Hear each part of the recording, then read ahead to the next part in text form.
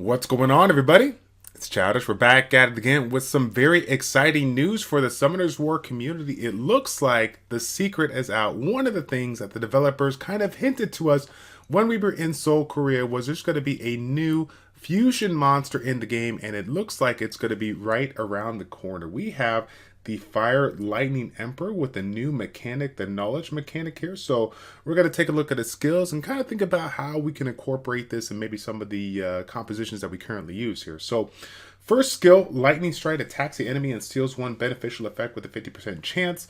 I will always take a beneficial effect stealer on the first skill. I'm definitely down for that, but it's going to be interesting to see how this one scales out, if the activation rate is going to be a little bit higher. I'm hoping it gets up to about 75 or 80% when you get it scaled up here. Now, the new mechanic, Gain Knowledge. It looks like you gain knowledge by the number of granted beneficial effects when you're granted with the beneficial effects. So if you were to have Beta in your team and she provides two beneficial effects, the critical reduction buff as well as the immunity, we're going to be able to increase our knowledge by 2.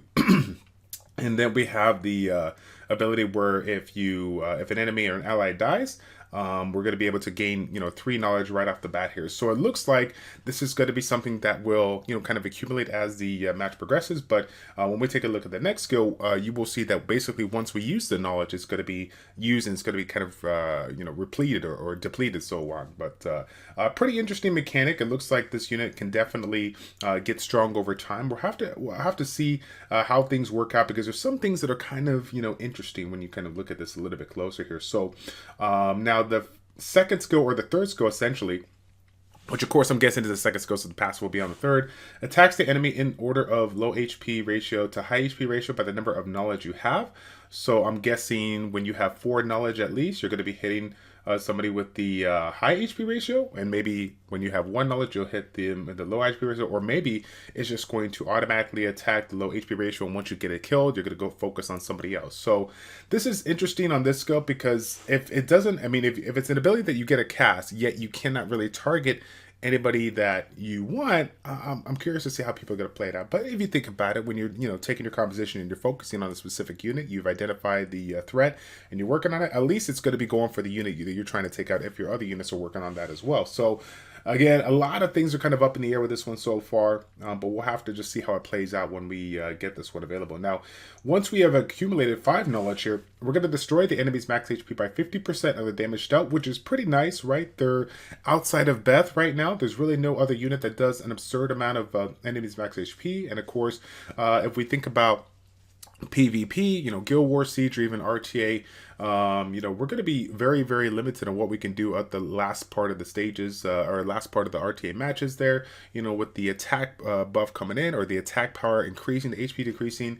There's going to be a lot of things that are going to essentially make or break some of the fights here. And now, with this destroy mechanic here being so strong, if you are a player that plays, kind of a sustained, composition here, this is definitely going to hamper that ability to stay alive now. Okay, the skill can be used when you have at least 1 knowledge, and all knowledge will be consumed when you use the skill. So I'm guessing if you're running the will set, you're going to be able to have this one right away. Or if you get the first turn to provide yourself, like I said, some buffs, where you have like a Wusa, Beta, whatever the case may be, you're going to be able to kind of get the jump on this one and then take advantage of this one. Of course, though, we don't really know how much damage this is going to do. And then, of course, when you get, first get started out, if you're able to get the first turn, who does it go for, right? I guess the one with the low HP ratio. We'll have to take a look at that. So, again, a lot of interesting mechanics, something that can evolve over time, this knowledge ability here. Here's a picture that they showcase to us to see how it's going to take a look. Now, one of the questions that's going to remain is that with this kind of ability, is this something that can get stripped?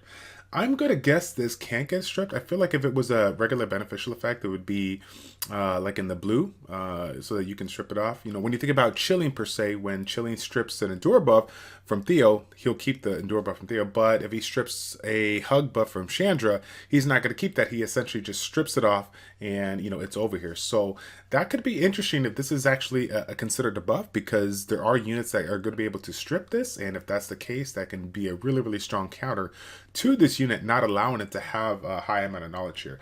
Again, my guess is that you won't be able to strip it, but we'll have to see how it plays out. But I mean, obviously, this unique this unique part about it, what you're going to be gaining a lot of knowledge once enemies or allies die. So if you're somebody that sees this on the defense and you're leaving it at bay so that you can take out somebody other defense that you feel like is going to be stronger, he's going to be able to do a ton of damage with that start of Apocalypse, quickly. So again, really, really interesting unit. Again, this mechanic is something that we've never seen before, so I'm excited to do it. I'm excited to get it away. Honestly, though, I am also excited for the new players out there that maybe missed the opportunity to collect the Fire Vampire. Early on, we had an event this year that was super cool. Now everyone's going to have a chance, which I think is a really good choice that Comtois did. They recently offered it for everybody, and now everyone's going to have this opportunity to collect it here. So I'm pretty excited about that. When Magic Knight, a new one as well. Again, this is actually a really good TOA unit. I'm a big fan of it. The attack bar manipulation here is really nice. So if you are early game, I mean, I probably wouldn't go out of my way to do the fusion just yet for this unit, but at least you got some options down the road if you haven't been too fortunate when it comes to some pulls here. So that's all the information that they got for us today. Again, guys, super excited to finally get this out. Again, when we were in Seoul, we really didn't know what exactly was coming out, but we knew there was a fusion unit coming out, and I'm actually surprised to see how quickly they put out this information, given the fact that we just had the Druids release just a month or two ago. So let me know in the comment section down below, what do you think about this unit? Where do you think it's going to play in a role? What type of teams are people going to incorporate? Let's start Theory Crafted right now and see how we can go ahead and incorporate this in our teams today, okay? That's going to be it, guys. Thank you all so much for tuning in. It's your boy Childish, your Childish Plays checking out. Take care, and we will see you all in the next one. I'm out.